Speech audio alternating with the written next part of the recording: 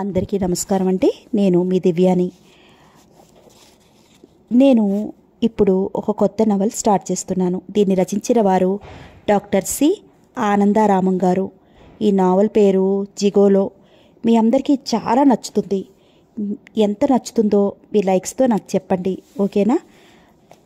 తొందరగా వ్యూస్ అయిపోతూ ఉంటే నేను తొందరగా పార్ట్స్ అప్లోడ్ చేస్తూ ఉంటాను. ఇది కనీసం 5 పార్ట్స్ అవుతుంది. వ్యూస్ని బట్టి నేను 3 పార్ట్స్లో కూడా అవగొట్టడానికి చూస్తాను, మీ ప్రతిస్పందనను బట్టి. సరే, మరి కథలోకి వెళ్ళిపోదామా? బంజారా హిల్స్ రోడ్ నెంబర్ 7లో ఎత్తుగా ఉన్న కొండ మీద ఉన్న భవనం అది. కాంపౌండ్ వాల్ గేట్ దగ్గర నుంచి మెయిన్ బిల్డింగ్కి వెళ్ళటానికి మెరికలు తిరుగుతూ రోడ్డు ఉంది. బిల్డింగ్ ఎత్తుగా కొండ మీద ఉండటం వల్ల ఆ రోడ్డు పాము మెలికలు తిరుగుతూ పైకి పాకిపోతున్నట్లుగా ఉంది. రోడ్డుకి 2 పక్కల పెద్ద తోటల్లా భ్రమ కలిగించే రకరకాల పూల మొక్కలు ఒక క్రమంలో ఉన్నాయి. వాటికి ప్రాకారంలో యూనిఫామ్గా కత్తిరించిన క్రోటన్స్ ఉన్నాయి. అటు ఇటు 2 ఫౌంటైన్స్ గిరగిరా తిరుగుతూ మొక్కల మీద నీళ్లు చెంపుతున్నాయి. ఆ కారణంగానే సాయంత్రం 5 గంటలకి బయట ఎండ దంచుతున్నా అక్కడ మాత్రం చల్లగా ఉంది. కాంపౌండ్ వాల్ గేటు దగ్గర గూర్ఖా ఉన్నాడు. మోటార్ సైకిల్ దగ్గర గేటు తెరువు అన్నాడు ఆజ్ఞాపిస్తున్నట్లు శేషసాయి. మోటార్ సైకిల్ దిగి ఆ బెదిరింపులకి లొంగలేదు గూర్ఖా. అతడికి మోటార్ సైకిల్కి ఏ విలువ ఇవ్వాలో, అంబాసిడర్ కారుకి ఏ విలువ ఇవ్వాలో, ఇంపోర్టెడ్ కారుకి ఏ విలువ ఇవ్వాలో బాగా తెలుసు. అరే అందరు జానా మనాహే అన్నాడు. హైదరాబాద్లో తెలుగు వాళ్ళకి ఇప్పటికీ ఉర్దూ మాట్లాడే వాళ్ళంటే గౌరవం అని అనుభవం మీద తెలుసుకున్నాడు గూర్ఖా. అతడు ఆశించినట్లే సాయి కాస్త తికమక పడ్డాడు. 6 ఏళ్లుగా హైదరాబాద్లో ఉంటున్నా అతడికి ఉర్దూ అర్థమవుతుంది కానీ మాట్లాడటం రాదు. ఆంధ్రదేశంలో ఉర్దూ మీద దండయాత్ర చేయగలిగింది ఇంగ్లీష్ మాత్రమే. I got an appointment with madam Jhansi అన్నాడు సాధ్యమైనంత దర్జాగా. సాయి ఆశించినట్లే గూర్ఖా కంగారు పడి సాల్యూట్ చేసి గేట్ తెరిచాడు. అతడు కంగారు పట్టడానికి మరొక కారణం కూడా ఉంది. ఝాన్సీ నిజంగా ఝాన్సీ రాణి లాంటిదే. ఆవిడ అపాయింట్మెంట్ ఇచ్చిన వాళ్ళని లోపలికి పంపించకపోయినా, ఇవ్వని వాళ్ళని లోపలికి పంపించినా గూర్ఖా మీద విరుచుకుపడి అతని ఉద్యోగం ఊడపీకేస్తుంది. అతను ఎవరో ఇంగ్లీష్లో మాట్లాడుతున్నాడు కనుక, బయట వాళ్ళకి తెలియని అమ్మాయి గారి పేరు తెలుసు కనుక లోపలికి పంపించడమే మంచిదనుకున్నాడు. దాదాపు 2 ఫర్లాంగుల రోడ్డు మీదుగా మోటార్ సైకిల్ మీద పెడుతుంటే పూల మొక్కల మీదుగా వస్తున్న గాలి చల్లగా హాయిగా సోకింది.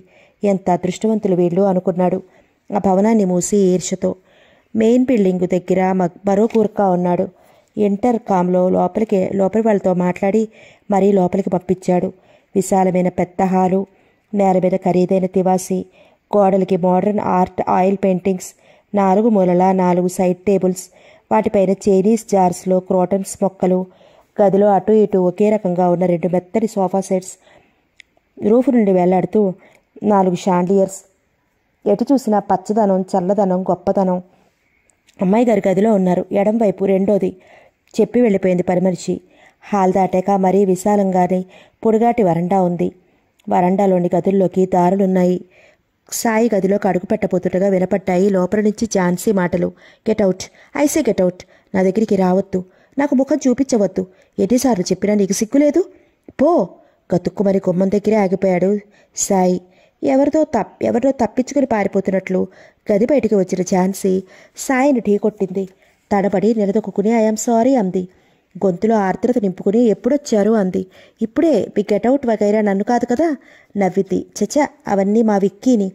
మా విక్రమ్ తెలుసుగా మీకు, ఎంత పొమ్మన్నా పోడు. ముద్దుగా విసుకుంటున్నట్లంది. ఆ గొంతులో అతడు పోవటం లేదు అనే విసుగు కంటే వెళ్ళిపోతాడేమోనని భయమే ఎక్కువగా ఉంది. లోపలికి రండి అంది. ఆ గది ఒక సంగీత శాలలాగా ఉంది.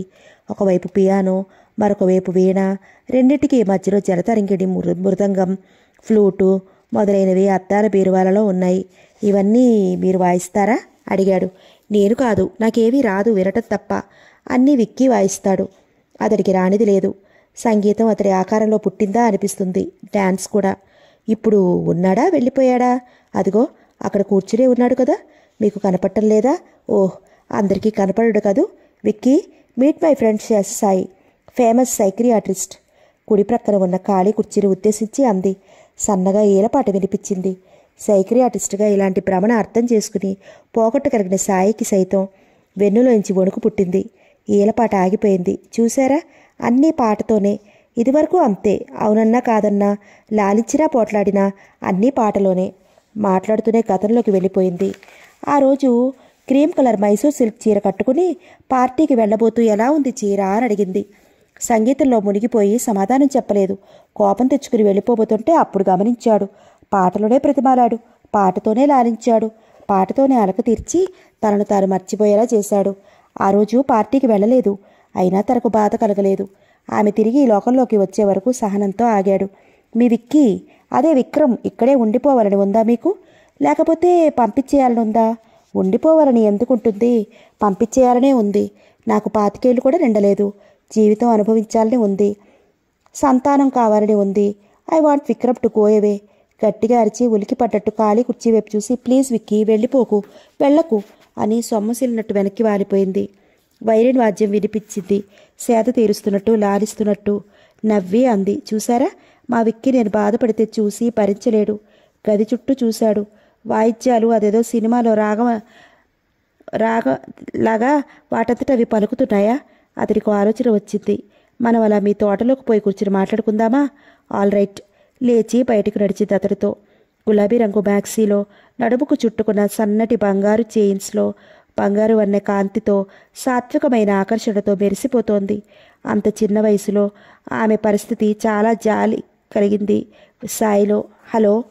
ఆజానబాహుడైన యువకుడు క్రికెట్ బ్యాట్తో ఎదురొచ్చాడు. అతడిలో ఝాన్సీ పోలికలు ప్రస్ఫుటంగా కనిపిస్తున్నాయి. ప్రతాప్, ఈయన డాక్టర్ శేషసాయి, ప్రముఖ సైక్రియాట్రిస్ట్. సాయి గారు, వీడు నా తమ్ముడు రాణా ప్రతాప్. పరస్పరం పరిచయం చేసింది ఝాన్సీ. ప్రతాప్ ముఖంలో చిరునవ్వు లేదు. రాణాలాగే గంభీరంగా ఉన్నాడు. సాయి చాపిన చేతిని అందుకోకపోగా కనుబొమ్మలు ముడిచాడు. ఎక్కడికి వెళ్తున్నారు? సూటిగా సాయినే చూస్తూ అడిగాడు. అతడి కంఠం కరుగ్గా ఉంది. ముఖంలో పసితనం ఉన్నా అతడి ధోరణి ఝాన్సీకి అన్నలాగా ఉంది. మీ తోటలో కూర్చుని మాట్లాడుకుందామని చెప్పాడు సాయి. మీరొకసారి నా గదిలోకి రండి అన్నాడు ప్రతాప్. ఆ అనటంలోనే ఝాన్సీని రావద్దన్న ధ్వని ఉంది. అతడి మాట కాదని శక్తి తనకు లేదన్నట్లు హాలులోనే సోఫాలోనే కూర్చుండిపోయింది ఝాన్సీ. ఒకసారి ఆమెను చూసి ప్రతాప్ గదిలోకి నడిచాడు సాయి. అన్ని రకాల క్రీడా సామగ్రితో నిండి ఉంది ఆ గది. Tennis rackets, volleyballs, cricket bats, carrom board వగైరా గది నిండా ఉన్నాయి. కూర్చోండి. కూర్చున్నాడు సాయి. మీరు అక్కయ్యతో తోటలోకి వెళ్ళటం నాకు ఇష్టం లేదు. ఏదైనా మాట్లాడవలసి ఉంటే ఇంట్లో మా అందరి మధ్య మాట్లాడండి, సూటిగా విషయం చెప్పాడు. ఆ ఇంటికి తనే యజమాని అన్నట్టుగా ఉన్నాయి అతని మాటలు.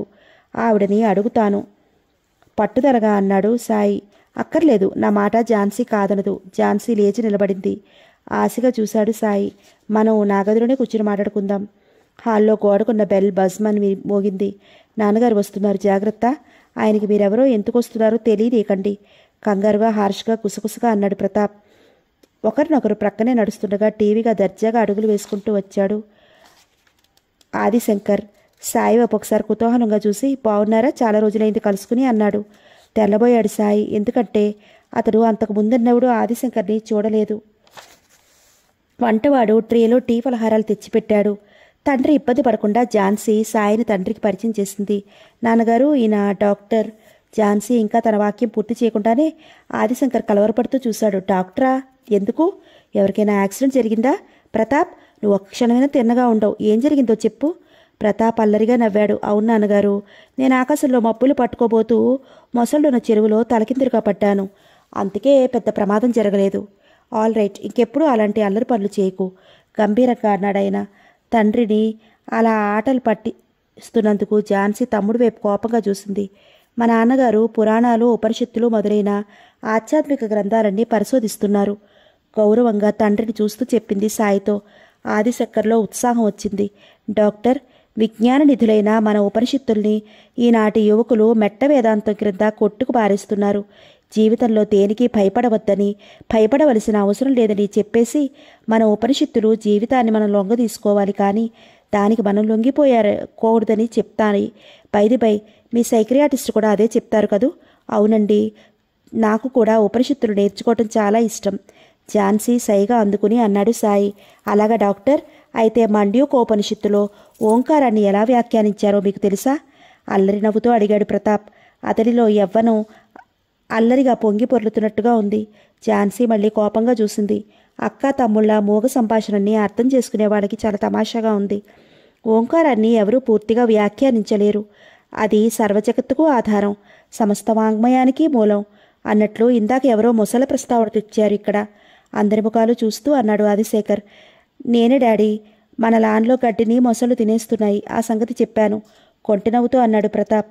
అక్క అదిలింపు చూపులు లెక్క చేయకుండా. అయితే వెంటనే వాటిని బయటికి తోలేయండి, లాన్ పాడైతే ప్రమాదం సీరియస్గా అన్నాడు ఆదిశంకర్.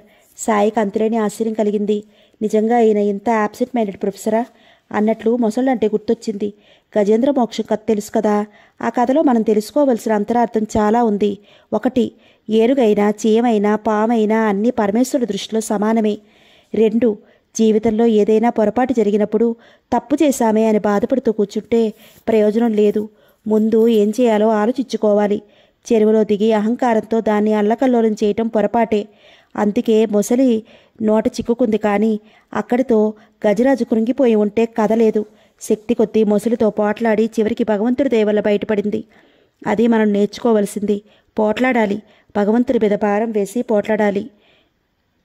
ఈల్డ్ అయిపోకూడదు. మధ్యలో ఇంగ్లీష్ మాటలు మాట్లాడేస్తూ అనర్గళంగా లెక్చర్ ఇచ్చేశాడు. ప్రతాప్ అల్లరిగా నవ్వుతూ తల ఊపుతున్నా ఝాన్సీ మాత్రం అతిశ్రద్ధగా వింది. లేక అలా నటించిందా? ఆమె ముఖంలో శ్రద్ధాశక్తులు కొట్టొచ్చినట్టు కనిపిస్తున్నాయి. టీ ఫలహారాలు అయ్యాక ఇంక నేను నా గదిలోకి వెళ్తాను డాక్టర్, మీరు అప్పుడెప్పుడు వస్తూ ఉండండి, మనం ఉపనిషదార్థాలు చర్చించుకోవచ్చు అని లేచి వెళ్ళిపోయాడు ఆదిశంకర్. ప్రతాప్ గట్టిగా నవ్వాడు. ఝాన్సీ విసుక్కుంది. మా నాన్నగారు మా అమ్మని చాలా గాఢంగా ప్రేమించేవారు. నన్ను కానీ మా అమ్మ పురిట్లో చనిపోయింది. అప్పటినుంచి నాన్న పూర్తిగా ఈ ఆధ్యాత్మిక గ్రంథాలలో మునిగిపోయారు. ఆయన గొప్ప విజ్ఞాని. కొద్దిగా పరాకు ఉన్నమాట నిజమే, అయినా ఆయనను చూసి నవ్వుకోవటం నాకు బాగుండదు నొచ్చుకున్నట్లు అంది ఝాన్సీ. నేను రావచ్చునా? తలుపు అవతల నుంచి సన్నని కీచుకొంతు వినిపించింది.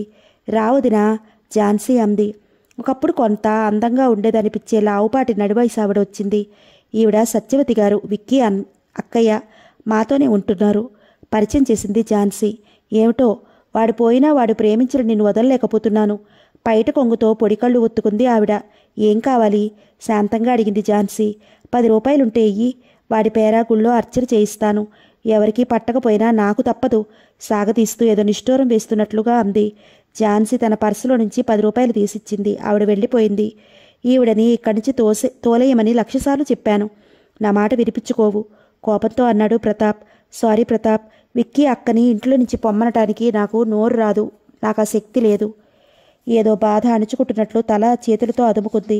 సరే సరే నీ ఇష్టం తొందరలో అన్నాడు. ఆ మాటలతో ఒక విషయం అర్థమైంది సాయికి. ఈ అక్క తమ్ముళ్ళు పైకి ఎంత పోట్లాడుకున్నా ఒకరి మీద మరొకరికి చాలా ప్రేమ ఉంది. ఒకరి ఆవేదన మరొకరు చూసి సహించలేరు. నేను మళ్ళీ వస్తాను అని లేచాడు సాయి. డాక్టర్ రామావతారం అతడితో సాయంత్రం 6 గంటలకల్లా తిరిగి రావాలని ఖచ్చితంగా చెప్పాడు. డాక్టర్ ఎక్కడా 1 గంట కంటే ఎక్కువ ఉండకూడదు. ఈ విషయం చాలాసార్లు చెప్పాడు డాక్టర్ రామావతారం. అదే కాక 6:30కి అతడికి వేరే అపాయింట్మెంట్ ఉంది. మాధవి లత గారు వస్తానన్నారు సిట్టింగ్కి. అది మర్చిపోవడానికి వీల్లేదు. ఆవిడ డాక్టర్ రామావతారానికి పాడి ఆవులాంటి పేషెంట్. టీ ఫలహారాలు అయ్యాక ఇంకా నేను నా గదిలోకి వెళ్తాను డాక్టర్, మీరు అప్పుడప్పుడు వస్తూ ఉండండి, మనం ఉపనిషత అర్థాలు చర్చించుకోవచ్చును అని లేచి వెళ్ళిపోయాడు ఆదిశంకర్. ప్రతాప్ గట్టిగా నవ్వాడు. ఝాన్సీ విసుక్కుంది. మా నాన్నగారు మా అమ్మని చాలా గాఢంగా ప్రేమించేవారు. నన్ను కని మా అమ్మ పురిట్లో చచ్చిపోయింది. అప్పటి నుంచి నాన్న పూర్తిగా ఈ ఆధ్యాత్మిక గ్రంథాలలో మునిగిపోయారు. ఆయన గొప్ప విజ్ఞాని. కొద్దిగా పరాకు ఉన్నమాట నిజమే, అయినా ఆయనను చూసి నవ్వుకోవటం నాకు బాగుండదు నొచ్చుకుంటున్నట్లుగా అంది ఝాన్సీ. నేను రావచ్చునా? తలుపు అవతల నుంచి సన్నని కీచుకొంతు వినిపించింది. రావదినా ఝాన్సీ అంది. ఒకప్పుడు కొంత అందంగా ఉండేదనిపించే లావుపాటి నడివయసు ఆవిడొచ్చింది. ఈవిడ సత్యవతి గారు, విక్కీ అక్కయ్య మాతోనే ఉంటున్నారు పరిచయం చేసింది ఝాన్సీ. ఏమిటో వాడు పోయినా వాడు ప్రేమించిన నిన్ను వదిలిపోలేకపోతున్నాడు. పైట కొంగుతో పొడికళ్ళు ఒత్తుకుంది ఆవిడ. ఏం కావాలి శాంతంగా అడిగింది ఝాన్సీ. 10 రూపాయలుంటే ఇయ్యి, వాడి పేరాగుళ్ళో అర్చన చేయిస్తాను. ఎవరికీ పట్టకపోయినా నాకు తప్పదు సాగతీస్తూ ఏదో నిష్ఠూరం వేస్తున్నట్టుంది. ఝాన్సీ తన పర్సులో నుంచి 10 రూపాయలు తీసి ఇచ్చింది. ఆవిడ వెళ్ళిపోయింది. ఈవిడని ఇక్కడి నుంచి తోసేయమని 1,00,000 సార్లు చెప్పాను, నా మాట వినిపించుకోవు కోపంతో అన్నాడు ప్రతాప్. సారీ ప్రతాప్, విక్కీ అక్కని ఇంట్లో నుంచి పొమ్మనటానికి నాకు నోరు రాదు, నాకు ఆ శక్తి లేదు. ఏదో బాధ అణుచుకుంటున్నట్లు తల చేతులతో అదుముకుంది. సరే సరే, నీ ఇష్టం, తొందరలో అన్నాడు. ఆ మాటలతో ఒక విషయం అర్థమైంది సాయికి. ఈ అక్క తమ్ముళ్ళు పైకి ఎంత పోటాడుకున్నా ఒకరి మీద మరొకరికి చాలా ప్రేమ ఉంది. ఒకరి ఆవేదన మరొకరు చూసి సహించలేరు. నేను మళ్ళీ వస్తాను అని లేచాడు సాయి. డాక్టర్ రామావతారం అతడితో సాయంత్రం 6 గంటలకల్లా తిరిగి రావాలని ఖచ్చితంగా చెప్పాడు. డాక్టర్ ఎక్కడా 1 గంట కంటే ఎక్కువ ఉండకూడదు. ఈ విషయం చాలాసార్లు చెప్పాడు డాక్టర్ రామావతారం. అదీ కాక 6:30కి అతని వేరే అపాయింట్మెంట్ ఉంది. మాధవీలత గారు వస్తారన్నారు సిట్టింగ్కి. అది మర్చిపోవడానికి వీల్లేదు. ఆవిడ డాక్టర్ రామావతారానికి పాడి ఆవులాంటి పేషెంట్. తప్పకుండా మళ్ళీ రండి, వీలైనంత తరచుగా వస్తూ ఉండండి, స్నేహపూర్వకంగా చెయ్యి చాపుతూ అన్నారు ప్రతాప్. క్షణక్షణానికి మారిపోయే ప్రతాప్ మూడ్స్ మనసులో నోట్ చేసుకున్నాడు సాయి. అహంకారం, ఆత్మీయత, చిన్న తలుపు చిలిపితనం, పెద్దరికపు గాంభీర్యం, టాబు దర్పం అతనిలో కెరటాల్లా వచ్చిపోతున్నాయి అసలు వ్యక్తిత్వాన్ని కమ్మేస్తూ. ప్రతాప్ యూనివర్సిటీలో ఎంఏ చదువుతున్నాడు కాబట్టి 25 ఏళ్లలోపునే ఉంటుంది వయసు.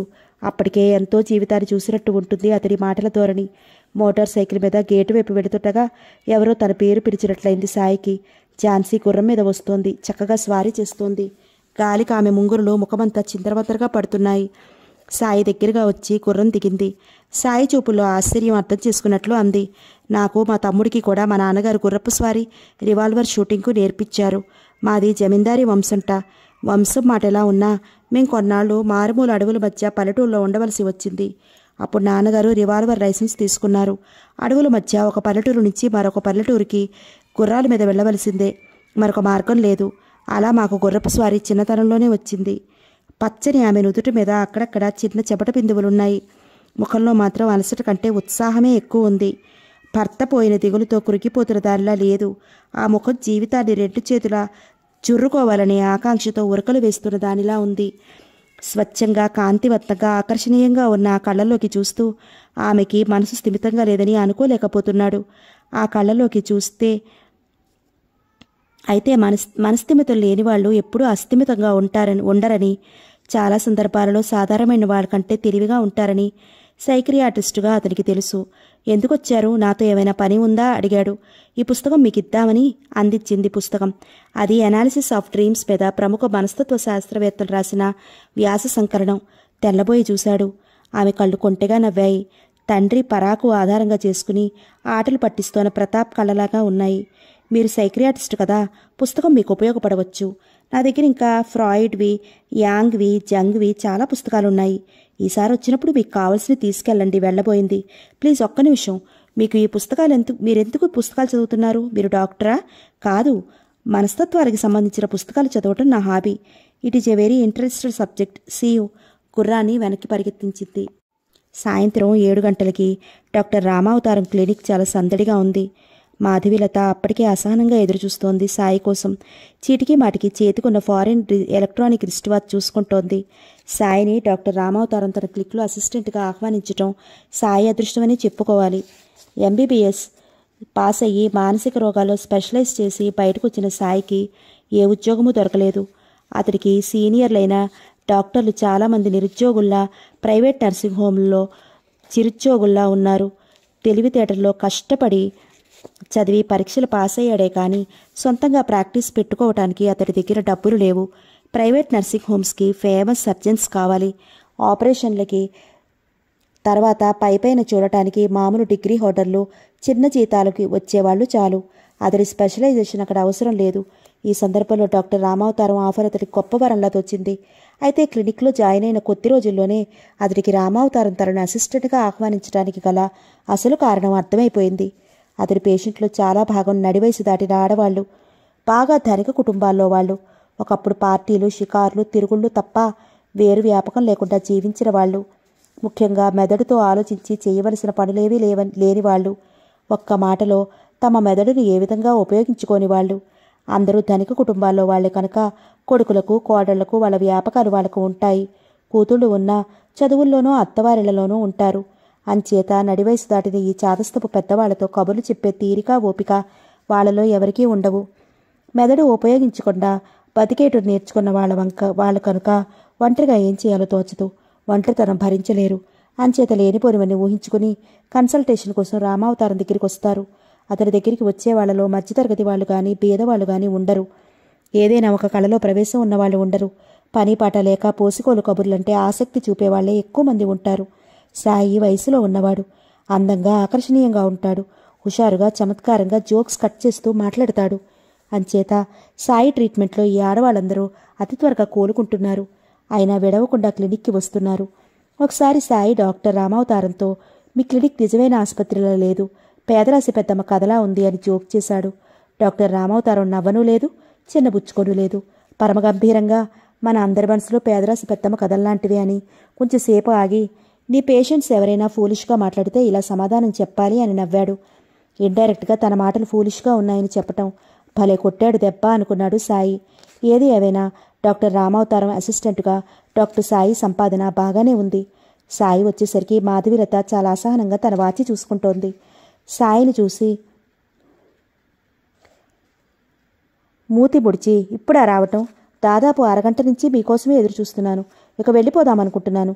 ఇంతకీ ఏం జరిగింది? ఝాన్సీతో మాట్లాడారా అని అడిగింది.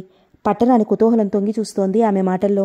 అరగంట కాదు కదా, మరో 6 గంటలైనా అక్కడ ఏం జరిగిందో తెలుసుకోకుండా మాధవీలత వెళ్లదని సాయికి రూఢీగా తెలుసు.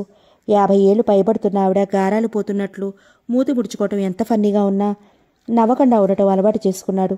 ఝాన్సీ కేసు సాయికి రావటానికి కారణం మాధవీలతే. ఆవిడికి చుట్టుపక్కల ఇళ్లలో ఏం జరుగుతుందో తెలుసుకోవటం హాబీ. తెలుసుకున్న దానికి రంగులు పులిమి కథలు కథలుగా వ్యాపింపచేయటం ఆవిడకున్న గొప్ప కళాచాతుర్యం. ముందు తన ఇంట్లో డిన్నర్కో టీకో ఆహ్వానిస్తుంది. తర్వాత ఏదో వంకతో వాళ్ళ ఇళ్లకు వెళుతుంది. ఆప్యాయత నటిస్తూ ఆరాలు లాగుతుంది. తర్వాత ఇక్కడవక్కడ చేరేస్తూ తన నడి వయసు సార్థకం చేసుకుంటుంది. ఆవిడికి ఉండుండి మనసులో గాబరాగా ఉంటుందట, నిద్ర పట్టుదట. అందుకోసం వస్తుంది రామావతారం దగ్గరికి. మాధవీలత ఇంటికి 4 ఇళ్ల అవతల ఉంది ఆదిశంకరం గారి బంగళా. 10 లక్షలు పెట్టి నవాబు కోటలో ఉన్న బంగళా కొత్తగా ఎవరో కొన్నారంటే వాళ్ళని పరిచయం చేసుకోవాలని తెగ ఆరాటపడిపోయింది. కానీ ఆవిడ మామూలు ఎత్తులేవి పారలేదు. ఆ బంగళాలో వ్యక్తులెవరూ కోట దాటి బయటకు రారు. మరొకరిని కోటలోకి రానివ్వరు. గేటు దగ్గర గూర్ఖా ఎవరినీ లోపలికి పోనివ్వడు. అతడు పోనిచ్చిన మెయిన్ బిల్డింగ్ దగ్గర ప్యూన్ ఇంటర్కంలో మాట్లాడాక గాని లోపలికి వెళ్లనివ్వడు. మాధవీలత 2 సార్లు ప్రయత్నించినా గేటు దగ్గరే ఆగిపోవలసి వచ్చింది. పనివాళ్ల దగ్గర విషయాలు రాబట్టుకుందామని లంచాలు పెట్టినా ఆ ఇంట్లో తండ్రి, కొడుకు, కూతురు, మరో వితంతువు ఉన్నారని తప్ప ఏమీ లేదు. మాధవీలత పట్టుదల చాలా గొప్పది. ఆవిడ తన ప్రయత్నాలు మానకుండా అవకాశం కోసం చూస్తూనే ఉంది. సాధారణంగా ఎవరూ వెళ్ళని ఆ ఇంటికి అత్యంత ఆధునికంగా అలంకరించుకున్న ఒక అమ్మాయి ఆ నవాబు కోట చూద్దామని తెగ ఆరాటపడింది. కానీ ఆవిడ మామూలు ఎత్తులేవి పారలేదు. ఆ బంగ్లాలో వ్యక్తులెవరు కోట దాటి బయటికి రారు, మరొకరిని కోటలోకి రానియరు. గేటు దగ్గర గూర్ఖా ఎవరినీ లోపలికి పోనివ్వడు. అతడు పోనిచ్చిన మెయిన్ బిల్డింగ్ దగ్గర ప్యూన్ ఇంటర్కంలో మాట్లాడక గానీ లోపలికి వెళ్ళనివ్వడు. మాధవీలత 2 సార్లు ప్రయత్నించినా గేటు దగ్గరే ఆగిపోవలసి వచ్చింది. పనివాళ్ళ దగ్గర విషయాలు రాబట్టుకుందామని లంచాలు పెట్టినా ఆ ఇంట్లో తండ్రి, కొడుకు, కూతురు, మరో వితంతువు ఉన్నారని తప్ప ఏమీ తెలియలేదు. మాధవీలత పట్టుదల చాలా గొప్పది. ఆవిడ తన ప్రయత్నాలు మానకుండా అవకాశం కోసం చూస్తూనే ఉంది. సాధారణంగా ఎవ్వరూ వెళ్ళని ఆ ఇంటికి అత్యంత ఆధునికంగా అలంకరించుకున్న ఒక అమ్మాయి టీవీఎస్ మీద వెళ్ళి రావటం గమనించింది. ఒకరోజు ఆ అమ్మాయి దారికి అడ్డుపడి బతిమాలి బలవంత పెట్టి తన ఇంటికి తీసుకువెళ్ళింది. కూల్ డ్రింక్స్, పళ్ళు, ఫలహారాలు ఆఫర్ చేసింది. ఆ అమ్మాయి ఆశ్చర్యంగా అంది, మీరెవరో నాకు తెలియదు, నన్నెందుకు తీసుకొచ్చారు?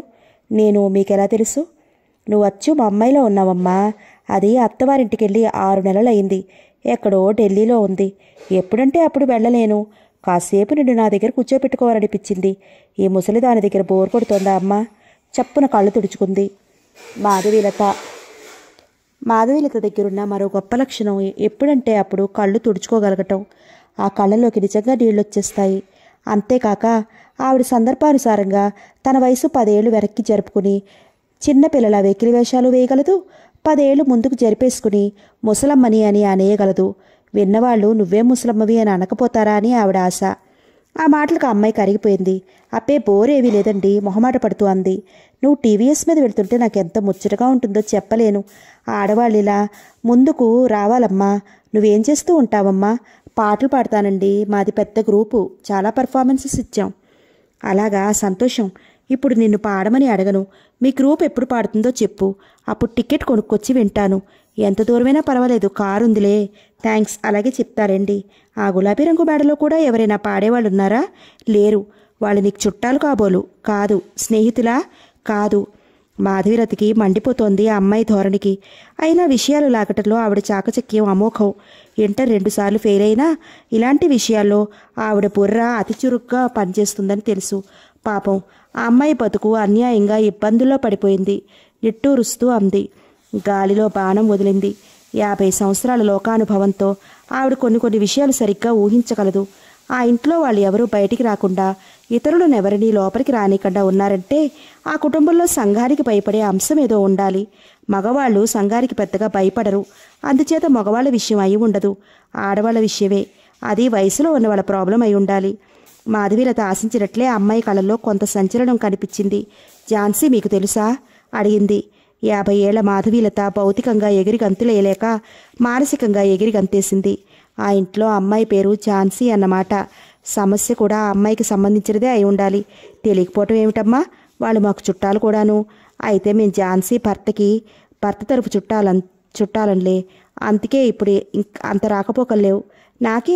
నాకు అదే విచిత్రం. విక్రమ్ బ్రతికున్నంతకాలం ఝాన్సీకి నా పొడకు ఇట్టేది కాదు. నేను విక్కీ ఒకే గ్రూప్లో ఉండి పెర్ఫార్మెన్సెస్ ఇవ్వటం ఆవిడకి ఇరిటేటింగ్గా ఉండేదనుకుంటా. ఇప్పుడు మాత్రం నాకు ఫోన్ చేసి మరీ పిలిపించుకుంటుంది. విక్కీ ఇప్పటికీ తనతోనే మాట్లాడుతున్నాడని అంటుంది. ఖాళీ కుర్చీతో మాట్లాడేస్తుంది. గమ్మత్తు ఏమిటంటే విక్కీ మాట్లాడుతున్నట్లుగా ఆవిడ చెప్పే మాటలన్నీ అచ్చు విక్కీ ధోరణిలోనే ఉంటున్నాయి. ఏమిటేమిటి? ఝాన్సీ భర్త దెయ్యమయ్యాడా? దెయ్యమయ్యి తన భార్యతో మాట్లాడుతున్నాడా? పట్టరాని కుతూహలంతో అడిగింది. గతుక్కుమంద అమ్మాయి. మాధవీలత మాయాజాలంలో ఇరుక్కుపోయి నోరు జారనని గ్రహించింది. ఈ విషయం తెలిస్తే రాణాప్రతాప్ సహించడు. ముందే హెచ్చరించాడు అతడు. ఓ క్షణం పసిపిల్లలా హాయిగా జీవితంతో ఆడుకుంటాడు, మరో క్షణం కొంటె కోణంగిలా అందరినీ ఏడిపిస్తాడు. అంతలోనే గోండాగా మారిపోయి రివాల్వర్ చూపించి బెదిరిస్తూ ఆజ్ఞలు జారీ చేస్తూ ఉంటాడు. నాకు సరిగా తెలియదండి, వస్తాను. లేచింది. అన్నట్లు నీ పేరేమిటమ్మా? డోరతి. ఏదో చేదు ముంగినట్లయింది మాధవీలతకి. త్వరగా ముఖభంగిమలు మార్చుకుని పరమాదరంగా అంది. అప్పుడప్పుడు కనపడుతూ ఉండు. నీతో గడిపిన కాసేపు మా అమ్మాయి నా దగ్గర ఉన్నట్టే ఉంది. ముసలమ్మ చాదస్తమని తీసిపారేకు. డోరతి కరిగిపోయింది. ఆ అమ్మాయి చిన్నతనంలోనే తల్లిని పోగొట్టుకుంది. అలాగే వస్తానండి అని వెళ్ళిపోయింది. ఆ అమ్మాయి వెళ్ళగానే ఆమె కూర్చున్న సోఫా మీద ఇన్ని పసుపు నీళ్లు జల్లి తన మాతృప్రేమ పూర్తిగా సార్థకం చేసుకుంది. తర్వాత వెంటనే కార్యక్రమానికి పూనుకుంది. ఆ ఇంట్లో అమ్మాయి పేరు ఝాన్సీ. ఝాన్సీ భర్త పేరు విక్రమ్. అతను చచ్చిపోయాడు. దెయ్యమే ఝాన్సీతో మాట్లాడుతున్నాడు. ఈ సంగతులు చాలు రంగంలోకి దిగటానికి. ఇంటి నెంబర్ తెలుసు కనుక ఝాన్సీ పేర ఒక ఉత్తరం రాసి పడేసింది. చిరంజీవి సౌభాగ్య ఝాన్సీకి. మీ పిన్ని మాధవీలత ఆశీస్సులు. ఎవరి పిన్ని అని ఆశ్చర్యపోతున్నావా? నీ విక్రమ్కి మేనత్తను కాబట్టి నీకు పిన్నిని. విక్కీ నీతో మాట్లాడుతున్నాడని తెలిసింది. ఒక్కసారి వచ్చి వాడి మాటలు వినాలని ఉంది. నువ్వు రమ్మంటే వస్తాను. ఆశీస్సులతో మాధవీలత. తన అడ్రస్సు, ఫోన్ నెంబర్ కూడా రాసేసింది ఉత్తరంలో. ఆ మరునాడే మాధవీలతకి ఫోన్ వచ్చింది. ఫోన్ చేసింది ఝాన్సీ కాదు, ఆదిశంకర్. తమ ఇంటికి రమ్మనమని ఆహ్వానించాడు. పట్టరాని ఆనందంతో, అణుచుకోలేని కుతూహలంతో ఆ ఇంట్లో అడుగు పెట్టేసింది మాధవీలత. ఆదిశంకర్ తను ఆదరంగా ఆహ్వానిస్తాడో లేక అపహాస్యం చేస్తున్నాడో అర్థం కావటం లేదు మాధవీలతకి. అతడి ముఖం శిల్పంగా ఏ చలనమూ లేకుండా ఉంది. అతడి మాటలు రోబోట్ మాటల్లా భావోద్వేగరహితంగా ఉన్నాయి. మీరు విక్కీకి అత్తగారా? అడిగాడు. అవును. అంటే విక్కీ భార్యకి తల్లిగారా? మండిపోయింది మాధవీలతకి. లోపల ఎక్కడో కొంచెం కిలికింత కూడా కలిగింది. పైకి మాత్రం కోపంగానే అంది. విక్కీ భార్య మీ అమ్మాయి. నా అదృష్టం కొద్దీ నేను మీ అమ్మాయి తల్లిని కాబోను. నవ్వాడు. అది కూడా రోబోట్ నవ్వినట్లే ఉంది. మరి మీరు విక్కీకి ఎలా అత్తగారు? అత్తని కాదు, మేనత్తని. విక్కీ తండ్రికి చెల్లెలినవుతాను. ఏ తండ్రికి? చచ్చిపోయిన తండ్రికా, బతుకున్న తండ్రికా, ఫారిన్లో ఉన్న తండ్రికా? బిత్తరపోయి చూసింది. ఆమె కళ్ళల్లో కంగారు చూసి నవ్వాడు. అప్పుడు మాత్రం అతి కొద్దిగా రోబోట్ మాయమయ్యి మనిషి కనిపించాడు. ఆవిడ అతి త్వరగా కూడ తీసుకుంది. చచ్చిపోయిన తండ్రికే. మిగిలిన తండ్రుల సంగతి నాకు తెలీదు. గబుక్కున అనేసింది. ఇంకా ఏం ప్రశ్నలు వేస్తాడోనని. ఎందుకొచ్చారు? ఝాన్సీతో మాట్లాడదామని. ఝాన్సీ ఇప్పుడు వాళ్ళ ఆయనతోనే ఉంది. ఎవరితో నువ్వు మాట్లాడదు? వాళ్ళ ఆయనతో. ఆదిశంకర్ కనుబొమ్మలు పైకి లేచాయి. మీకు తెలియదా? తడబడింది. అతను చూస్తున్నాడు. ఎక్స్రే చూపుల్లాగా ఉన్నాయి అవి. లాభం లేదు, నిజం చెప్పేయాలి. అందంగా చెప్పాలి. తెలుసు, అందుకే వచ్చాను. వాళ్ళ ఆయనతో ఉండటం, అతనితో మాట్లాడటం అంతా భ్రమ. పట్టుమని 25 ఏళ్ళు కూడా నిండని పిల్ల జీవితం ఇలా అన్యాయం అయిపోతుంటే మీరు చూస్తూ ఎలా ఊరుకుంటున్నారో నాకు అర్థం కావటం లేదు. విని సహించలేకపోయాను. డాక్టర్ రామావతారం చాలా గొప్ప సైకియాట్రిస్ట్. అతని అసిస్టెంట్ డాక్టర్ శేషసాయి చిన్నవాడైనా చాలా సమర్థుడు. అమ్మాయి బ్రతుకు అల్లరి అవుతుందని కూడా భయపడనక్కర్లేదు. డాక్టర్ శేషసాయి ఒక స్నేహితుడిలాగా ఇంటికి వచ్చి ట్రీట్ చేస్తాడు. ప్రాణం పోయిన పేషెంట్స్ రహస్యాలు బయట పెట్టడు. సైకియాట్రిస్ట్ ఎవరైనా అంతే అనుకోండి. అందరిలోకి సాయి చాలా మంచివాడు. ఎవరితోనైనా ఇట్టే స్నేహం చేస్తాడు కనుక అందరికీ అతడిలో విశ్వాసం ఏర్పడుతుంది. పిలిపించండి. శ్రద్ధగా విన్నాడు ఆదిశంకరం. ఎవరు? డాక్టర్ రామారావా? కాదండి, డాక్టర్ రామావతారం. బ్రెయిన్ స్పెషలిస్టా? కాదండి, సైకియాట్రిస్ట్. అయితే ఆయనకి ఇక్కడేం పని? అప్పుడే వచ్చాడు రాణా ప్రతాప్. డాడ్, ఈ మధ్య మన పిల్లి మేగడపాలు తప్ప మరేది తాగటం లేదు, ఎలుకల్ని చంపటం లేదు. సైకియాట్రిస్ట్ని పిలిపిద్దాం. ఆల్ రైట్, పిలిపించు. అయితే మన పిల్లికి చంపడానికి ఎలకలున్నాయా? లేకపోతే వాటిని కూడా తెప్పించు. మాధవీలత మతిపోయి తండ్రి కొడుకుల వంక కళ్ళప్పగిచ్చి చూసింది. ఆదిశంకరం రోబోట్లాగే చూస్తున్నాడు కానీ రాణా ప్రతాప్ మాత్రం టీజింగ్గా నవ్వుతున్నాడు. వెళ్ళొస్తాను అని లేచింది. ఈసారి వచ్చేటప్పుడు కొన్ని ఎలకలను తీసుకురండి. మా పిల్లి ఎంతవరకు బాగుపడిందో చూసుకోవాలి. గట్టిగా నవ్వుతూ అన్నాడు ప్రతాప్. కోపంగా చూసి రుసరుసలాడుతూ వెళ్ళిపోయింది. కానీ ఆ మరునాడే ఝాన్సీ స్వయంగా డాక్టర్ శేషసాయికి ఫోన్ చేసి రమ్మనమన్నట్టు తెలిసింది. ఆనందము ఆశ్చర్యము రెండూ కలిగాయి మాధవీలతకి. అయితే ఝాన్సీకి తన సమస్య తెలుసునా? ఆదిశంకరం ఇంట్లో ఏం జరిగిందో తెలుసుకోవాలంటే ఎంత ఆలస్యమైనా అతని కోసం కాచుకుని ఉంది. నాకు అంతా వివరంగా చెప్పండి, ఉత్కంఠతో ఉడికిపోతూ అడిగింది. సాయి ఎక్కువసేపు ఆలోచించలేదు. ఆవిడికి ఏం కావాలో అతడికి తెలుసు. ఎవరితో మాట్లాడుతున్నప్పుడు వాళ్ళ భాషలో మాట్లాడటం అతడిలో ఉన్న ఆర్ట్. ఝాన్సీ వాళ్ళ ఆయనతో చక్కగా కబుర్లు చెప్పుకుంటోంది. మాధవీలత కళ్ళు బాగా పెద్దవయ్యాయి. డాక్టర్, మీరు కూడా దెయ్యాలున్నాయంటారా? మీరు లేవని చెప్పగలరా? గుటక మింగింది మాధవీలత. మీరు చూశారా దెయ్యాలని? చూడలేదు, విన్నాను. దెయ్యాల్ని వినటమేమిటి? చూసినట్లే వినటం కూడా. ఝాన్సీ ప్రతి మాటకి ఆ దెయ్యానికి పుల్లింగం నాకు తెలియదు. అది పాటలో సమాధానం చెప్తోంది. అంతేకాదు, పాటలోనే ఝాన్సీని ప్రతిమాలు కొంటోంది, పాటలోనే మందలిస్తోంది, పాటలోనే పోట్లాడుతోంది, పాటలోనే పుచ్చగిస్తోంది. నిజంగా? నిజంగా? నిజంగా నిజంగా. మరి ఆ దెయ్యం ఆ అమ్మాయిని బాధ పెట్టదా? పెట్టదు. నవ్వుతూ నవ్విస్తూ వేయి కళ్ళతో జాగ్రత్తగా చూసుకుంటుంది. అలాంటి దెయ్యం నాకు ఉంటే బావుండును. నిరాశగా అంది. మనం సరిగ్గా గమనించుకోం గాని ఎవరి దెయ్యం వాళ్ళ పక్కన ఎప్పుడూ మసులుతూనే ఉంటుంది. Doctor, just a joke. Doctor, నాకొక్క సహాయం చేయగలరా? చెప్పండి. నాకోసారి ఝాన్సీని చూపించండి, చూడాలని ఉంది. ట్రై చేస్తాను. వాళ్ళ ఇంట్లో అందరిలో ప్రతాప్ మాటకే విలువ ఎక్కువగా ఉన్నట్టుంది. అతడు రౌడీ. అదే అలా అంటున్నారు? జరిగింది చెప్పింది. నవ్వాడు. అతడు తండ్రితో అలా ఆడుకోవటం నేను గమనించాను. ఝాన్సీ కోపంగా చూసినా లెక్క చేయడు. ఎవరైనా ఆ ముగ్గురిలో ఒకరి మీద ఒకరికి అంతులేని ప్రేమలున్నాయి. వెళతాను అని లేచింది మాధవీలత. లోపల జాలిపడ్డాడు సాయి. ఆవిడికి పెత్తనం చెలాయించాలనే ఆశ ఉన్నంతగా ప్రేమించే మనసు లేదు. అంచేత కోడలితోనూ దానిని బట్టి కొడుకుతోనూ రోజు ఘర్షణ తప్పదు. ఈవిడ ఏడ్చి అలక సాగిస్తుంది. నడివయసు ఆవిడ. అర్థం లేని తిక్కాల కోసం యువతరం తమ సరదాలు చంపుకోలేరు. ఆవిడని నిర్లక్ష్యం చేసి వెళ్ళిపోతారు. ఆవిడ తనకు ఉన్నాయనుకుంటున్న మానసిక సమస్యలకన్నింటికీ కారణం ఇదే. అయితే మాధవీలత ముందు ఊహించినంత తేలిగ్గా ఈ సమస్యను తను తీసి పారేయలేకపోయాడు సాయి. వారం రోజుల కిందట మాధవీలత ఝాన్సీ విషయం చెప్పి ఆ కుటుంబంలో ఎవరికీ ఆ అమ్మాయిని గురించి పట్టినట్టు లేదు అని చికాకు పడుతూ జాలి ప్రకటించింది. మాధవీలత ఎవరి మీదైనా కారణం లేకుండా చికాకు పడగలదు కనుక కాలక్షేపం కోసం అందరి విషయాలు సేకరిస్తూ ఆ బలహీనతకు అందరి మీద తనకే ప్రేమ ఉన్నట్లు రంగు పులుముకోగలదు కనుక ఆ మాటలు పట్టించుకోలేదు సాయి. అయితే 2 రోజుల క్రితం ఝాన్సీ ఫోన్ చేసి తమ ఇంటికి రమ్మని అడ్రస్ ఇచ్చినప్పుడు నిజంగా ఆశ్చర్యపోయాడు. ఝాన్సీ తనను కన్సల్ట్ చేయడానికి ఆహ్వానించలేదు, ఫ్రెండ్గా ఆహ్వానించింది. కొంపతీసి కన్సల్టేషన్ ఫీజు అడుగుతారేమో. ఇక్కడ మీ వైద్యం ఎవరికి అక్కర్లేదు, నేను కేవలం ఫ్రెండ్గా రమ్మంటున్నాను అంతే అంది. నన్ను ఫ్రెండులా ఆహ్వానించటానికి మీకు నేనెలా తెలుసు? తెలుసు, నేను మీకు జూనియర్ని. ఇంటర్లో ఏవీఆర్ కాలేజీలో చూస్తే గుర్తొస్తుంది రండి. సాయి ఎంత ఆలోచించినా తన పరిచయస్తుల్లో ఝాన్సీ పేరున్న వాళ్ళు గుర్తుకు రాలేదు. అయితే ఝాన్సీని చూశాక మాత్రం ఆ ముఖం ఎక్కడో చూసినట్లు లీలగా అనిపించింది కానీ ఐడెంటిఫై చేసుకోలేకపోయాడు. ఝాన్సీ పాత పరిచయం ఎత్తి మాట్లాడకపోవటం వల్ల అతను మాట్లాడలేదు. ఇప్పుడు స్మృతి పదంలో మెదిలింది. అవును, అలాంటి ముఖం తనకు తెలుసు. ఏవిఆర్ కాలేజీలో తనకి జూనియర్ అయిన మాట కూడా నిజమే. అయితే ఆ అమ్మాయి పేరు లలిత. ఎప్పుడు కంచిపట్టు పరికిణి జార్జెట్ ఓణీలతో వచ్చేది. పిరుదులు దాటి కిందకి జారే వాల్జడికి బంగారు జడగంటలు, పాదాలకి చిన్న చిన్న మువ్వలున్న వెండి పట్టీలు. ఆ అమ్మాయిని చూసి మిగిలిన వాళ్లలో చాలామంది మువ్వల పట్టీలు పెట్టుకోసాగారు ఆ రోజుల్లో. తను కొన్నాళ్ళు ఆ పసి వయసులో మనసులోనే ఆమెని ఆరాధించాడు. ఏదో వంకతో మాట్లాడేవాడు కూడా. లలిత చాలా బాగా పాడేది. కాలేజీ ఫంక్షన్స్లో పాడేది. మ్యూజిక్ కాంపిటీషన్స్లో ఫస్ట్ ప్రైజ్ వచ్చేది. రోజు కాలేజీకి కారులోనే వచ్చేది.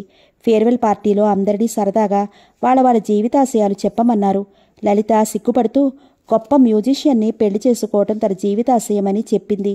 అక్కడితో తన మనసులో ఆశలు మొగ్గలోనే తుంచేశాడు. తనకు పాటలు పాడటం రాదు సరికదా, వినటంలో కూడా అంత ఆసక్తి లేదు. తర్వాత లలితను మర్చిపోయాడు. లలిత ఝాన్సీగా ఎందుకు మారింది? అసలు లలిత ఝాన్సీ ఒకరేనా, లేక ఝాన్సీ మాటలను బట్టి తను కల్పించుకుంటున్న పోలికలా? ఝాన్సీ ఆహ్వానం మన్నించి వెళ్ళినందుకు ఆమె ముందుగా హెచ్చరించినట్లుగానే అతనికి కన్సల్టేషన్ ఫీజు ఇయ్యలేదు. అంచేత ఎంతగా ఆమె సమస్య మనసును తొలుస్తున్నా మళ్ళీ ఆ ఇంటికి వెళ్ళలేదు సాయి. వృత్తికి స్నేహానికి ఎలాంటి పరిస్థితుల్లోని ముడిపెట్టకూడదు. రామావతారం పదే పదే చేసే హెచ్చరికల్లో ఇది ప్రధానమైనది. 4 రోజులు గడిచాయి. ప్రతాప్ సాయి అద్దె ఇంటికి వచ్చాడు మోటార్ సైకిల్ మీద. సాయి కంగారు పడుతూ గదిలో మంచం మీద విసిరేసిన లుంగీలని బల్ల మీద పరిచిన పుస్తకాలని సర్దపోతుంటే ప్రతాప్ అడ్డుపడ్డాడు. ఉండనియండి డాక్టర్, నాకు ఇలా ఉంటే చాలా ఇష్టం. మా అక్క ఉండనియదు అన్నాడు. కూర్చోండి. విడిచేసిన లుంగీల మధ్య మంచం మీద కూర్చున్నాడు. అబ్బా, భలే హాయిగా ఉందండి ఇక్కడ. గదంటే ఇలా ఉండాలి సంబరపడిపోతూ అన్నాడు. అతడు తనని వెక్కిరిస్తున్నాడేమోనని అనుమానంగా చూశాడు. లేదు, అమ్మ ఒంటి నిండా బురద పులుముకోరిస్తే పసిపిల్లవాడి ముఖం ఎంత సంబరంగా ఉంటుందో అలా ఉంది. ఇతడిలో ఏదో పసితనం ఉంది. గాంభీర్యం అంతా తెచ్చిపెట్టుకున్నదే అనుకున్నాడు. మీరు మళ్ళీ మా ఇంటికి రాలేదే అడిగాడు ప్రతాప్. ఎందుకు రావటం? ప్రతాప్ నవ్వి ఒక కవర్ అందించాడు. 300 నోట్లున్నాయి అందులో. కవరు పారేసి నోట్లో పర్సులో పెట్టుకుని థ్యాంక్ యూ అన్నాడు. కన్ను కొట్టినవి. ఇప్పుడు వస్తారా మరి? నవ్వాడు. వస్తాను, ఝాన్సీ సమస్య. డాక్టర్, సాయి మాటలు పూర్తి కాకుండానే తీవ్రంగా అడ్డు తెగిలాడు ప్రతాప్. మీరు రావాల్సింది అక్కయ్య ట్రీట్మెంట్ కోసం కాదు. అక్కకి ఏ సమస్య లేదు, అది నాకు తెలుసు. మిమ్మల్ని రమ్మంటున్నది డాడీ కోసం. మా అమ్మ పోయినప్పటి నుంచి ఆయన మానసికంగా బాగా దెబ్బతిన్నారు. అయితే చిన్న రిక్వెస్ట్, డాడీ ట్రీట్మెంట్ కోసం కాకుండా ఆయన ఉపనిషత్తులు నేర్చుకోవటానికి వచ్చినట్టు రండి. అప్పుడప్పుడు అందరము కలిసి కూర్చుని కబుర్లు చెప్పుకోవచ్చు.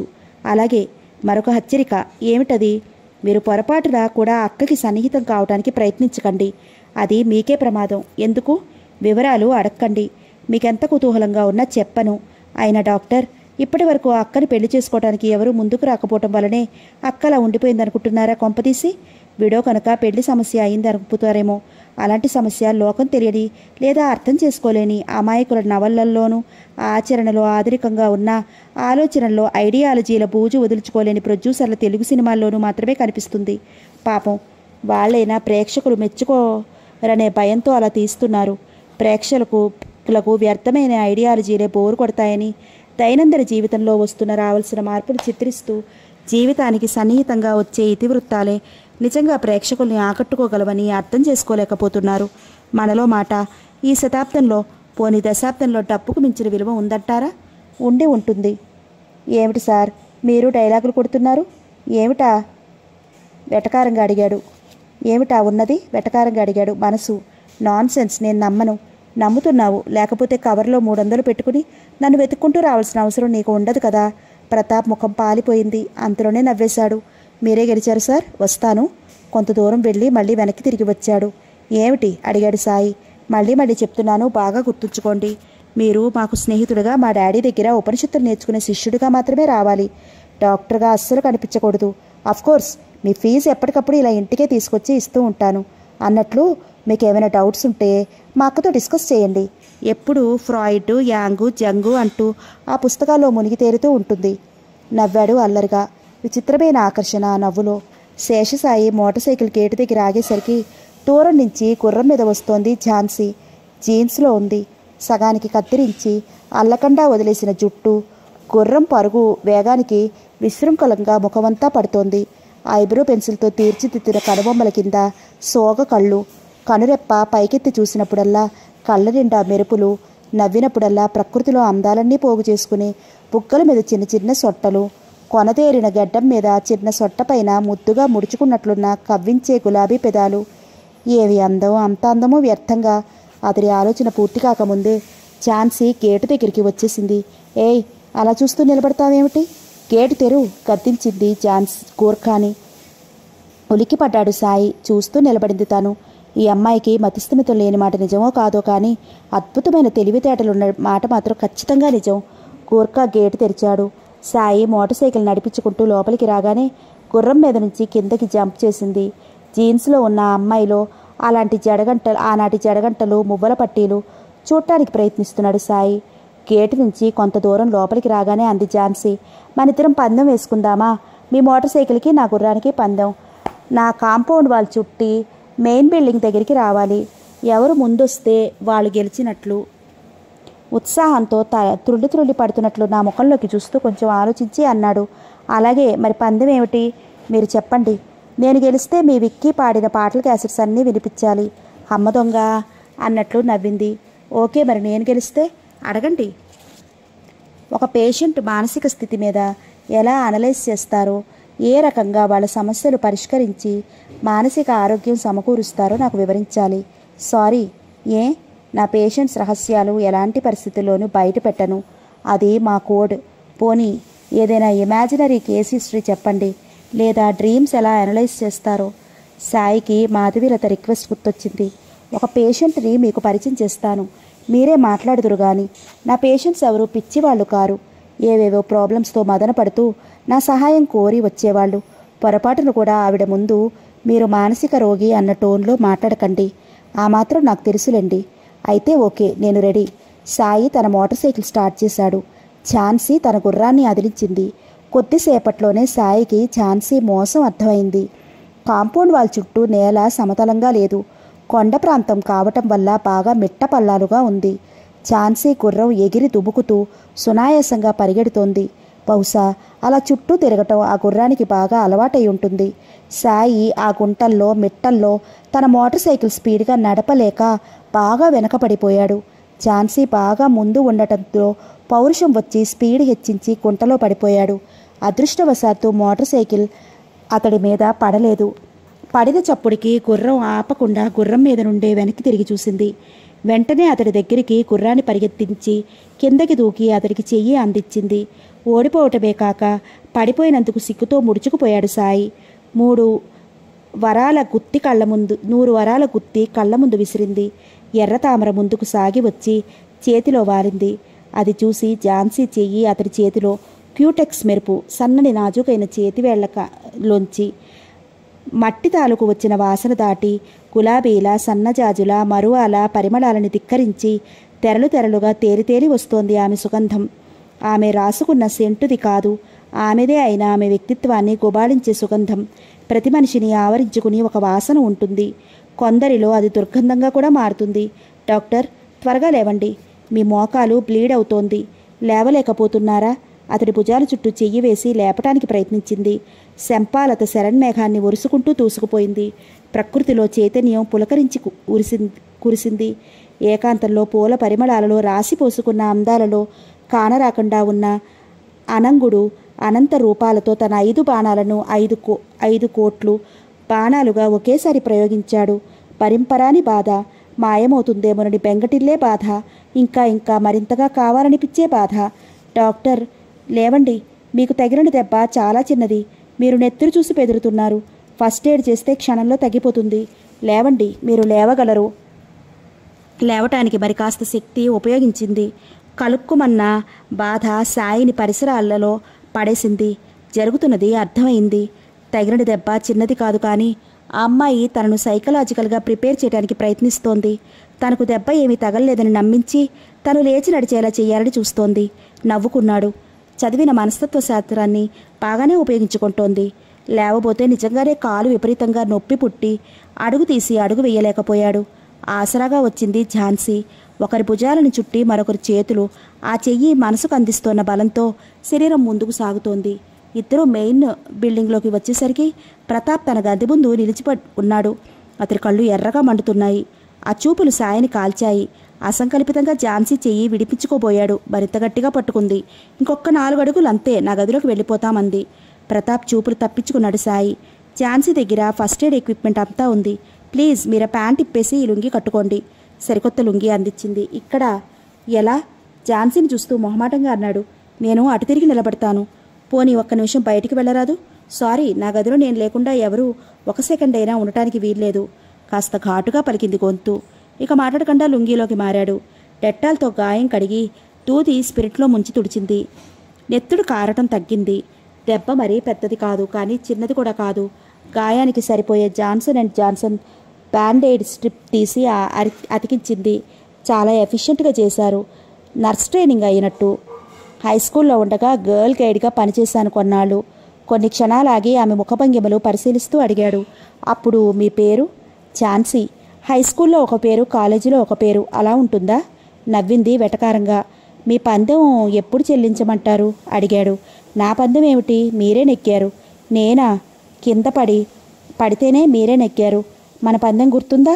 కాంపౌండ్ చుట్టూ మెయిన్ బిల్డింగ్కి ముందుగా చేరుకోవాలని. బిల్డింగ్లో మొదట అడుగుపెట్టింది మీరే. సాయి ముఖం వెలిగింది. నవ్వుతూ అన్నాడు. అవును, గెలిచాను మీ ఆసరాతో. నేను ఓడాను, మీరు ఓటమి భరించలేరని. తెల్లబోయాడు సాయి.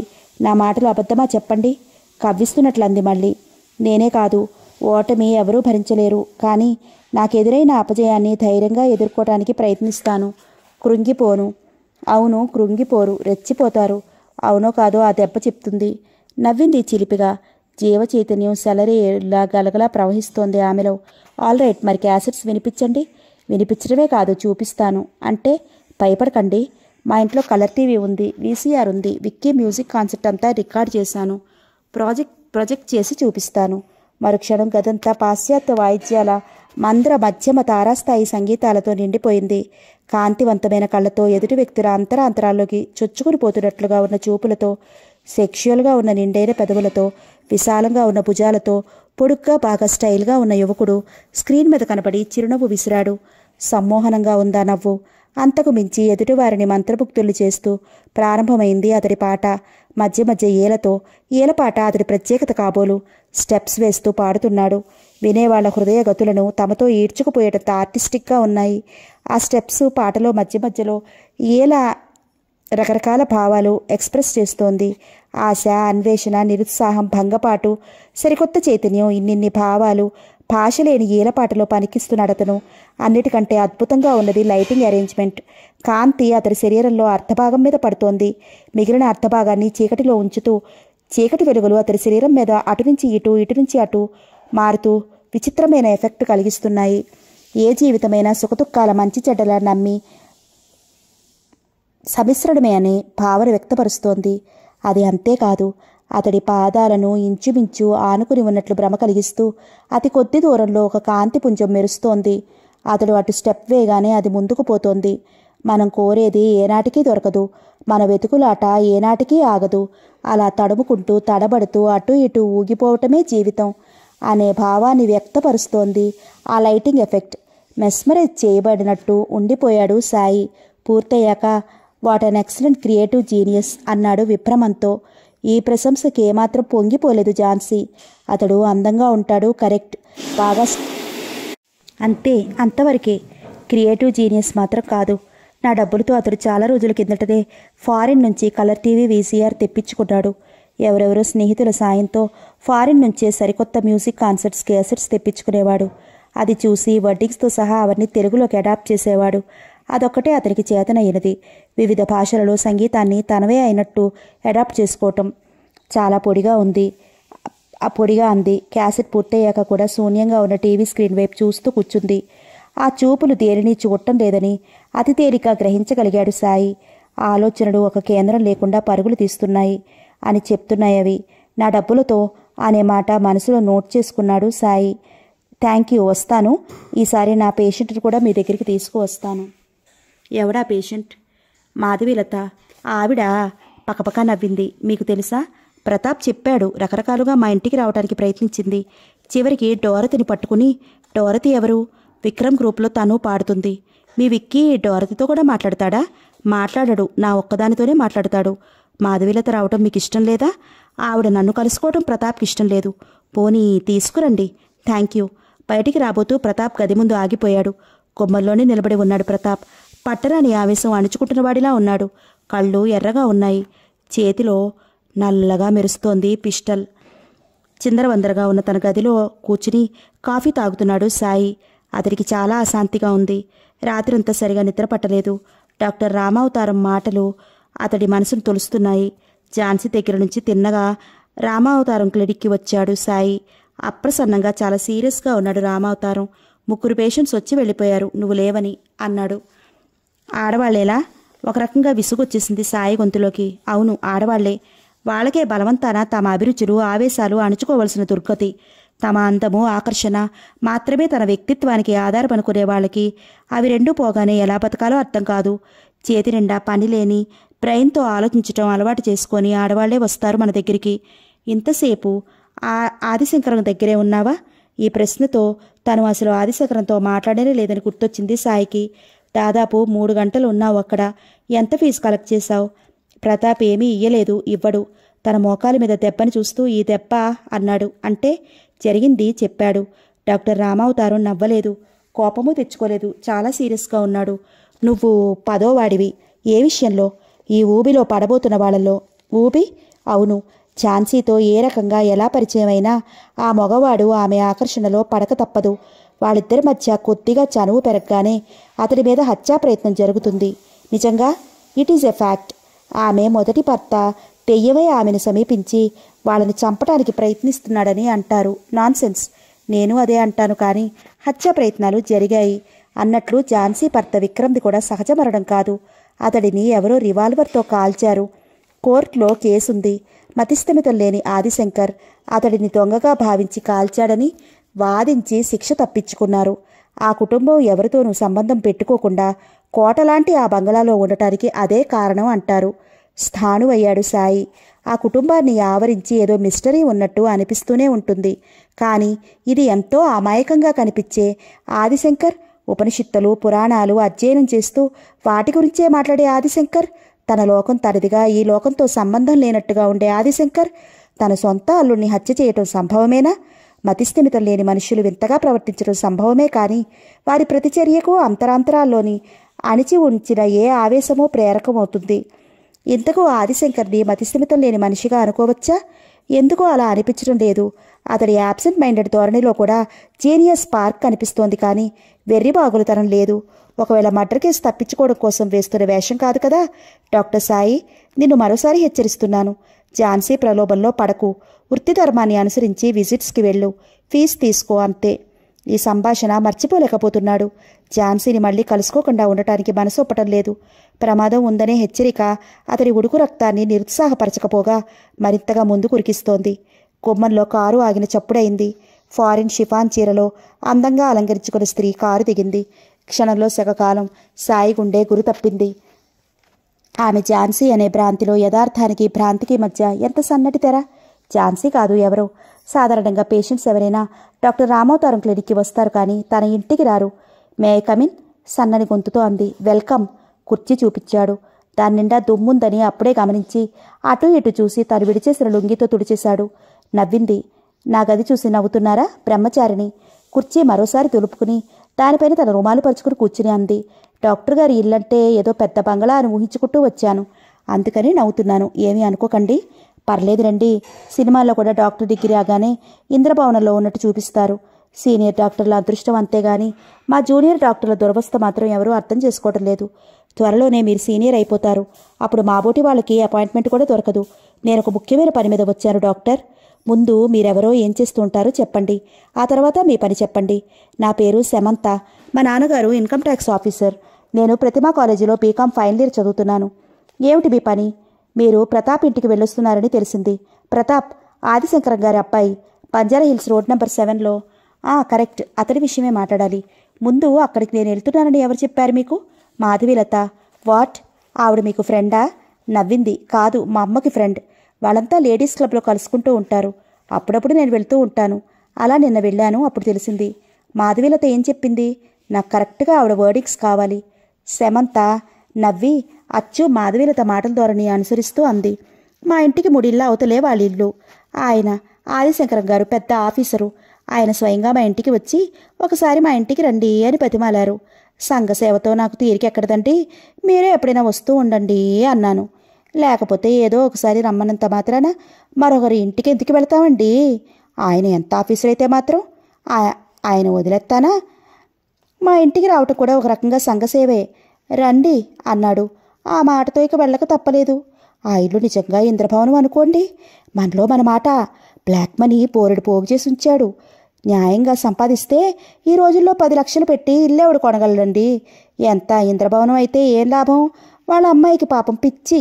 లవ్ మ్యారేజీ అట. తండ్రిని ఎదిరించి మరీ పెళ్లి చేసుకుందట. ఎవరో క్లబ్బులతో పాటలు పాడేవాడట. ఈ రోజుల్లో అమ్మాయిలకి మరీ పొత్తిగా భయం భక్తి లేకుండా పోతోంది. కోర్స్ మన ఇళ్లలో పిల్లలకి కాదనుకోండి, మనం అలా పెంచము. ఆ తర్వాత ఏమైందో ఏమిటో. అతడు చచ్చిపోయాడు. యాక్సిడెంట్ అని కొందరు, మర్డర్ అని మరికొందరు అంటారు. వాడికి, అదే ఆ విక్రమ్కి ఆస్తిలో వాటా వేయాల్సి వస్తుందని ప్రతాప్ రివాల్వర్తో షూట్ చేశాడని కొందరు అంటారు. ఏది నిజమో ఆ పరమాత్ముడికి తెలియాలి. ఇక అమ్మాయి పరిస్థితి చూస్తే కడుపు తరుక్కుపోతోంది. కాసేపు నవ్వుతుంది, కాసేపు ఏడుస్తుంది, తనలో తను మాట్లాడుకుంటుంది, జుట్టు పీక్కుంటుంది. ఒక్కొక్కప్పుడు మాత్రం మామూలుగానే ఉంటుంది. అప్పుడు ఆ అమ్మాయికి పిచ్చి అని చెప్పినా నమ్మలేము. చూశారు కదూ, ఏం చేద్దామంటారు? ఎవరైనా డాక్టర్ని పిలిపిద్దామంటే పిచ్చి అని ప్రచారం చేస్తారేమోనని భయంగా ఉంది అన్నాడు ఆఫీసర్ ఆదిశంకరం. నేను అతనికి ధైర్యం చెప్పి డాక్టర్ సాయి గారి పేరు చెప్పాను. ప్రాణం పోయిన రహస్యం బయటికి పొక్కదని, 2-3 నెలల్లోనే నయమైపోతుందని చెప్పాను. ఆయన సంబరపడిపోయి నన్ను తెగ పొగిడేశాడు.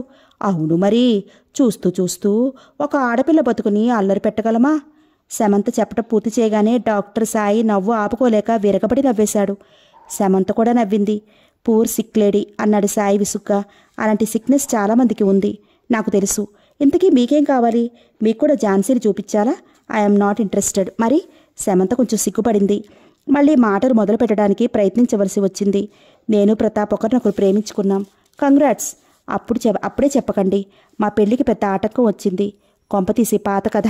ఆదిశంకరం గారు కట్నం కోసం? నోనో, పాత కథ కాదు, సరికొత్త కథ.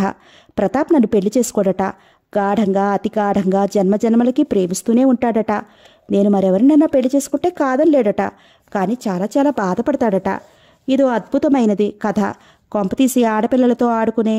నోనో, అతడి ఆస్తిని అందాన్ని చూసి చాలామంది అతడిని సెడ్యూస్ చేయాలని ప్రయత్నించారు.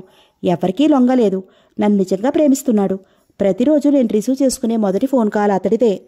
ఒకవేళ అతడు సమంతకి అర్థమైంది. చచ్చా, అలాంటిదేం లేదు. అతడు ముక్కుకు సూటిగా పోయే రకం. ఏదైనా లోపం ఉంటే అతడే నన్ను మరెవరినైనా పెళ్లి చేసుకోమని చెప్పి ఉండేవాడు. మరి అది తెలుసుకోవటానికే మీ సహాయం కోరుతున్నాను. ప్రతాప్ ఏ కారణం వల్లనో పెళ్లి అంటే భయపడుతున్నాడు. ఈ భయానికి అతడి బావగారి మరణానికి ఏదైనా సంబంధం ఉందేమోనని నా అనుమానం. అంతేకాదు, తన అక్కకి ఎవరు సన్నిహితం కావాలని ప్రయత్నించినా అతడు ఉద్రేకపడిపోయి కోపంతో రగిలిపోతాడు. ఉలిక్కిపడ్డాడు సాయి. మీరు చూశారా ఝాన్సీని? లేదు, కానీ అతడి మాటల ధోరణితో తెలుస్తూ ఉంటుంది. ఒకసారి ఎవరో జగదీష్ అనే అతడు మిసెస్ విక్రమ్గా ఝాన్సీని ఇంటర్వ్యూ చేయడానికి వచ్చాడట. అతడితో ఆమెకి స్నేహం పెరిగిందట. ఈ విషయంలో నాతో చాలా అసహనంగా చెప్పాడు ప్రతాప్. నేనెంత చెప్పినా వింటలేదు. వాడికి చావు మూడింది అన్నాడు. ఆ మాటలతో కోపం కసి లేవు, భరింపరాని బాధ ఉంది. ప్రతాప్ ఏనాడు నన్ను తన ఇంటికి ఆహ్వానించలేదు. అందుకే అతడేదో సమస్యతో బాధపడుతున్నాడని నాకు గట్టిగా తోస్తోంది. ప్లీజ్, ఆ సమస్య ఏమిటో అర్థం చేసుకుని అతడు దానిలో నుంచి బయటపడేలా నాకు సహాయం చేయండి. డాక్టర్, మీకు ఎంత ఫీజైనా ఇచ్చుకుంటాను. ఇదిగో ఒక కవరు ముందుకు తోసింది. దానిలో 500 నోట్లున్నాయి. ఇంత డబ్బున్న వాళ్ళు పేషెంట్స్ కావటం నిజంగా సైకియాట్రిస్ట్ అదృష్టం. కవర్ జేబులో పెట్టుకున్నాడు సాయి. అతడికి ప్రస్తుతం డబ్బు చాలా అవసరం. తప్పకుండా ప్రయత్నిస్తాను. కనీసం అతడి సమస్య ఏమిటో గ్రహించి మీకు చెప్తాను. Thank you doctor, thank you very much. ఏదో రిలీఫ్ అందమైన శమంత ముఖంలో. గదిలో ఎయిర్ కూలర్ బస్మని శబ్దం చేస్తూ తిరుగుతోంది. చల్లటి గాలితో పాటు నీటి తుంపర్లు కూడా ముఖం మీద పడుతున్నాయి. వృద్ధాప్యం వల్ల బాగా బరువెక్కిన కడురెప్పల్ని ప్రయత్నపూర్వకంగా పెద్దవి చేసి గదంతా కలయి చూస్తోంది. మాధవిలత బీరువాల్లో ఉన్న వాయిద్యాలు, గదిలో ఉన్న పియానో వగైరాలు ఆమె దృష్టి నంతగా ఆకర్షించలేదు. కానీ మరో బీరువా నిండా ఉన్న షీల్డ్స్, మెడల్స్, గోల్డ్ కప్స్ ఆమెను ఆకట్టుకున్నాయి. అవన్నీ మీ ఆయనకి వచ్చినవేనా అమ్మా? మాతృప్రేమనంతా కురిపిస్తూ అడిగింది. అవునండి. ఆవిడని కుతూహలంగా చూసి చూడనట్టు చూస్తూ అంది ఝాన్సీ. వాళ్ళిద్దరినీ ఒకచోట సమావేశపరచడం ఎంతవరకు మంచిదో సాయి నిర్ధారించుకోలేకపోతున్నాడు. కానీ ఝాన్సీ రియాక్షన్స్ గమనించడానికి ఇది మంచి అవకాశం. పాపం అంతటివాడు కాబట్టే అతడిని ఇంతగా ప్రేమించావు.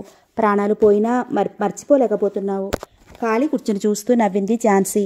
తన మాటలకు ఝాన్సీ చాలా బాధపడుతుందని, ఆ అమ్మాయిని సాధ్యమైనంత గొప్పగా ఓదార్చాలని డైలాగులు సిద్ధం చేసుకుంటున్న మాధవీలత ఆ నవ్వుకు తెల్లబోయింది. కోపం తెచ్చుకుంది. నా మాటల్లో ఏముందమ్మా నవ్వటానికి? నిష్ఠూరంగా అంది. మీ మాటలు కాదండి, మా విక్కీ మాటలకి. మాధవీలత కోపం ఎగిరిపోయింది. కుతూహలంతో సోఫాలో ముందుకి వంగి అడిగింది. ఇప్పుడు నీతో మాట్లాడా మీ ఆయన? ఎప్పుడూ మాట్లాడుతూనే ఉంటాడండి. ఎవరు వచ్చినా ఎప్పుడూ మాట్లాడుతూనే ఉంటాడండి. ఎవరైనా వచ్చినా ఊరుకోడు. తను మా సంభాషణలో కల్పించుకుని మాట్లాడుతూనే ఉంటాడు. అలాగా? ఇప్పుడు అంత నవ్వొచ్చే మాటలు ఏం మాట్లాడాడమ్మా? ఎందుకులేండి, మీకు కష్టంగా తోస్తుందేమో. ఆ మాటలతో మాధవీలత కుతూహలం కట్టలు తెచ్చుకుంది. చచ్చిపోయిన వాడి మాటలకి కష్టపెట్టుకోవడం ఏమిటి? చెప్పు. ఝాన్సీ మాధవీలత మాటలకి సమాధానం చెప్పలేదు. ఖాళీ కుర్చీతోనే మాట్లాడుతోంది. అటే చూస్తూ ఊపిరి బిగపెట్టి వింటోంది మాధవీలత. విక్కీ, నీ అల్లరి ఎప్పటికీ ఇంతే. మాధవీలత గారు అలాంటి వారంటే నేను నమ్మను. నా సంగతులన్నీ సేకరించి వాటికి కలర్ వేసి అందరికీ చెప్తే ఆవిడకేమొస్తుందట?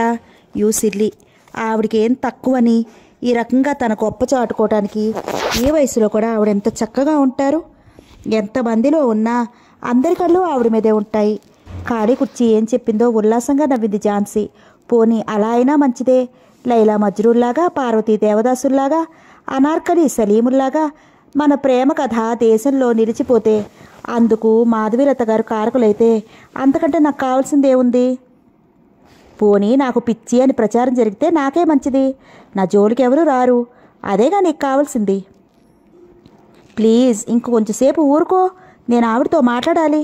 అలిగినట్టు ఖాళీ కుర్చీ వైపు నుంచి ముఖం తిప్పుకుని పూర్తిగా మాధవీలత వైపు తిరిగి అంది. ఏమనుకోకండి, నేను గెస్ట్తో మాట్లాడుతున్నా మధ్యలో వచ్చి నన్ను అల్లరి పెట్టడం విక్కీకి అలవాటే. మీరు చెప్పండి, ఎలా ఉన్నారు? అన్నట్లు మీరు వికలాంగుల కోసం ఏదో పాఠశాల నడుపుతున్నారు కదా, ఆ మధ్య పేపర్లో వచ్చింది. ఎంత మంచివారండి. ఈ రోజుల్లో ఎంతమంది ఇలా సంఘసేవ చేసేవాళ్ళు? మాధవీలత చప్పున మాట్లాడలేకపోయింది. మీ ఆయన నీతో ఏం మాట్లాడాడు అని అడగలేదు. అడగకుండానే తెలిసిపోయింది.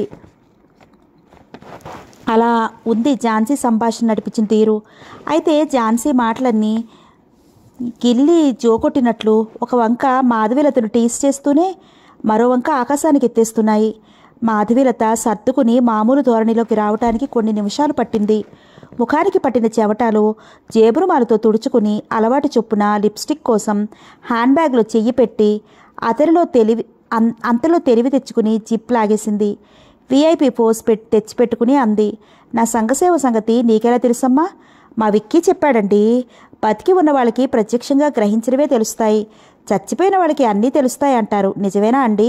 మాధవీలత నిలువున వణకటం స్పష్టంగా కనిపించింది సాయికి. ఝాన్సీ మరికొంతసేపు ఆవిడని ఆటలు పట్టిస్తే విక్రమ్ ఆవిడికి నిజంగా కనిపించేలా ఉన్నాడు. వెళతారమ్మా, లేవబోయింది. ఉండండి, టీ టైం అయింది. మా ఇంట్లో సాయంత్రం టీ అందరం కలిసి కబుర్లు చెప్పుకుంటూ తీసుకుంటాం. మీరు సాయి గారు కూడా మాతో టీ తీసుకుందరు గాని. లోపలికి రావచ్చునా? కీచు గొంతు వినిపించింది గుమ్మం అవతల నుంచి. రావదినా అంది ఝాన్సీ. సత్యవతి వచ్చింది లోపలికి. కూర్చున్న స్థిమితం నాకెక్కడదమ్మా. 25 రూపాయలు ఇయ్యి.